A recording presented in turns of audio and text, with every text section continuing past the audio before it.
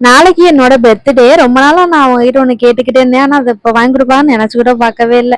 சும்மா கடைக்கு போயிட்டு வரலான்னு போனதுதான். அப்படியே தங்கமயில் கூட எனக்கு ஒரே ஷாக் ஆயிடுச்சு. என்ன வாங்க போனோம் அப்படின்னா எனக்கு ஆல்ரெடி நான் ஒரு சைடு கது குத்தி இருக்கேன். அதுக்கு மேல இன்னொரு காது குத்தணும்னு எனக்கு ரொம்ப நாள் ஆசையா இருந்துச்சு. அவங்கள்ட்ட சொல்லிக்கிட்டே இருந்தேன். திடீர்னு போய் வாங்கி கொடுத்தேன். எனக்கு ஒரே ஜாலியாயிருச்சு. அதெல்லாம் அப்படியே வாங்கிட்டு அங்கேயே காது குத்துறவங்களும் இருந்தாங்களா.